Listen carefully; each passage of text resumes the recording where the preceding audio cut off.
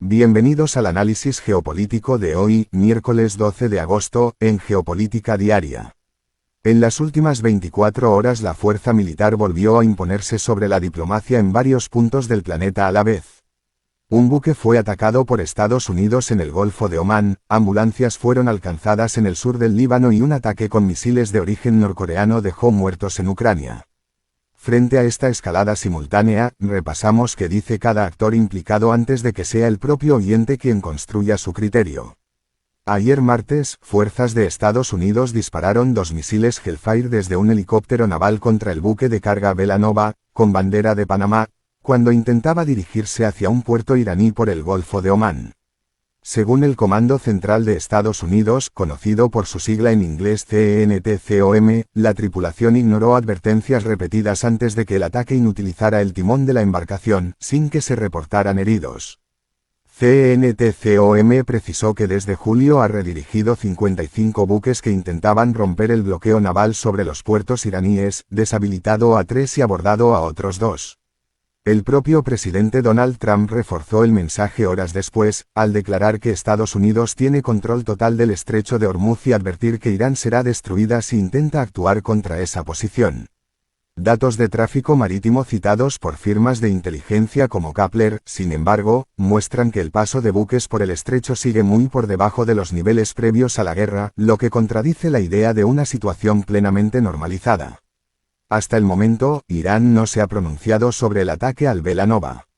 La escalada se produce justo cuando Washington asegura estar cerca de un entendimiento, lo que ha generado dudas entre analistas sobre si el uso de la fuerza busca presionar a Teherán antes de que se cierre cualquier acuerdo. La tensión llega en medio de la disputa por reparaciones de guerra que ambos países se exigen mutuamente desde el fin de semana. Ayer, el portavoz de la Cancillería iraní, Esmail Baghai, insistió en que el estrecho de Hormuz no reabrirá plenamente hasta que Estados Unidos ponga fin al bloqueo, levante las sanciones y libere los activos congelados de Irán. Corresponde a la parte estadounidense detener y reparar sus acciones ilegales y destructivas, afirmó Baghai. En paralelo, Qatar informó que las negociaciones entre Irán y Omán sobre nuevas rutas de navegación por el estrecho avanzan de forma significativa, mientras el ministro de Defensa pakistaní, Khawaj Asif, dijo que las señales de los últimos días apuntan de nuevo hacia un arreglo de paz. La aprobación final, no obstante, sigue pendiente tanto del líder supremo Mojtaba Khamenei como del Consejo Supremo de Seguridad Nacional de Irán.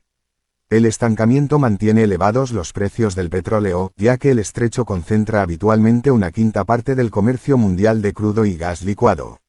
Irán, por su parte, informó esta semana que ya perdió 95 millones de metros cúbicos diarios de capacidad de producción de gas por daños sufridos en instalaciones de Asaluye durante la guerra, aunque prevé recuperar esa capacidad antes de que termine septiembre.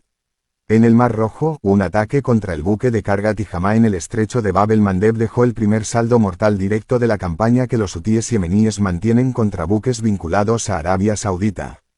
El gobierno yemení reconocido internacionalmente atribuyó el ataque a los hutíes. Fuentes yemeníes citadas por Reuters hablaron de 3 tripulantes muertos, 2 pakistaníes y 1 indonesio, mientras el Ministerio de Transporte yemení elevó la cifra a 6, sumando a 2 miembros de las Fuerzas Armadas que murieron horas después en una misión de rescate alcanzada por un segundo proyectil. Hasta el momento, los hutíes no han reivindicado el ataque.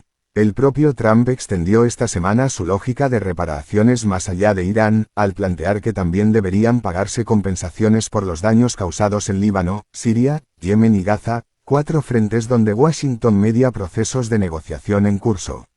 En el Líbano, el presidente Joseph Aoun afirmó ayer que las negociaciones con Israel avanzan y que los ataques israelíes han disminuido desde la firma del acuerdo marco de junio, lo que según dijo permitió el regreso de libaneses expatriados durante el verano. Aoun insistió en que, al final, Líbano no permitirá que Israel permanezca ni en una pulgada de su territorio, ni que quede en su suelo un solo soldado israelí. El líder de Hezbollah, Naim Qassem, mantiene su rechazo a participar en las conversaciones y acusa al gobierno libanés de someterse a Israel, augurando que las negociaciones solo traerán humillación y concesiones sucesivas. Horas antes de las declaraciones de Aoun, sin embargo, un dron israelí alcanzó 2 veces la ciudad de Nabatie, primero un vehículo y después el equipo de rescate de la asociación Al-Risala que atendía a los heridos, dañando una ambulancia, según el Ministerio de Salud libanés, que calificó el hecho como una violación del derecho internacional humanitario. El ejército israelí dijo desconocer el ataque reportado. La contradicción entre la versión libanesa y la negativa israelí queda, por ahora, sin resolver. Ese mismo patrón de acuerdos marco convividos con violaciones se repite en Gaza, donde el plan de desarme de Hamás respaldado por Washington sigue sin destrabarse.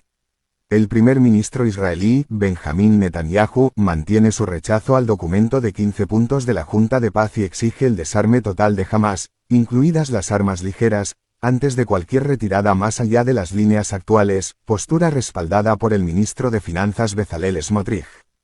El grupo palestino, por su parte, condiciona ese desarme al cese completo de los ataques israelíes y a la retirada hacia la línea amarilla pactada en octubre, y ha pedido a los países mediadores que impidan que Israel obstruya el proceso por motivos electorales internos. El enviado de la Junta de Paz, Nikolai Miladenov, defendió esta semana que solo la aplicación íntegra y verificada del plan puede garantizar que no se repita un nuevo 7 de octubre. Así como en Oriente Medio los patrocinadores externos moldean cada frente de manera decisiva, en Europa del Este ese mismo fenómeno se intensificó ayer. El presidente ucraniano Volodymyr Zelensky afirmó que Rusia empleó misiles balísticos de fabricación norcoreana, además de misiles Zircon y bombas guiadas, en un ataque nocturno contra la ciudad de Zaporilla. Según Zelensky, el ataque mató al menos a 6 personas e hirió a 19, mientras la acerera Zaporizhzhal, cuyos empleados fueron alcanzados cuando se dirigían a un refugio tras la alerta aérea, elevó la cifra a 7 muertos y 21 heridos entre su personal. La misma andanada alcanzó un hospital de enfermedades infecciosas en Kiev, provocó cortes de electricidad en Jersón y Yarkov, y dejó a una mujer herida en Mykolaiv por un ataque con drones, según las autoridades regionales. Ni Rusia ni Corea del Norte se han pronunciado sobre esta acusación puntual, en línea con su negativa histórica a confirmar transferencias de armamento entre ambos países. Zelensky advirtió además que Moscú prepara el despliegue de más tropas norcoreanas en su territorio y acusó a Rusia de intentar aprovechar la escasez crítica de interceptores Patriot que enfrenta Kiev, agravada tras el estancamiento de la diplomacia estadounidense y el desvío de la atención de Washington hacia la guerra de Irán. Corea del Sur dijo estar observando de cerca la cooperación militar entre Moscú y Pyongyang. En paralelo, un ataque con drones ucranianos contra la región rusa de Voronezh dejó 1 muerto y 2 heridos, según el gobernador local. Así como Corea del Norte se volvió proveedor esencial para el esfuerzo bélico ruso, en Sudán la guerra civil también depende de redes de apoyo externo que rara vez reciben la misma atención mediática que los frentes de Ucrania u Oriente Medio. Naciones Unidas advirtió que el cerco de las fuerzas de apoyo rápido sobre la ciudad de El Obeid, en el estado de Kordofán del Norte, sigue empujando a la población hacia el desplazamiento, con nuevos combates en Darfur Occidental que provocaron la huida de miles de personas hacia Chad en la última semana. La Oficina de Coordinación Humanitaria de Naciones Unidas señaló además que la interrupción de fondos ha forzado el cierre de centros de salud en Darfur Central, mientras el llamamiento humanitario de $3.000 millones para Sudán sigue cubierto en apenas un 40%.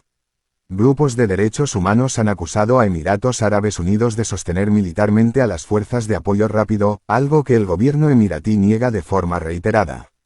Ni el ejército sudanés ni las fuerzas de apoyo rápido respondieron ayer a las acusaciones cruzadas de atrocidades que ambos bandos se atribuyen mutuamente desde la caída del Fasher el año pasado. La jornada deja un patrón común, en el Golfo de Omán, en el sur del Líbano y en Zaporilla, la contradicción entre lo que declaran los gobiernos y lo que documentan sobre el terreno organismos humanitarios, empresas afectadas o firmas independientes se repite una y otra vez. La pregunta que queda abierta es si el ejército israelí terminará por confirmar o negar de forma definitiva el ataque contra el equipo de rescate en Nabatie, justo cuando Beirut sostiene que las negociaciones de Roma avanzan como nunca antes. Gracias por acompañarnos otro día más. Si este análisis les resultó útil, síganos, denos like y compártanlo con quien también quiera entender el mundo con más contexto.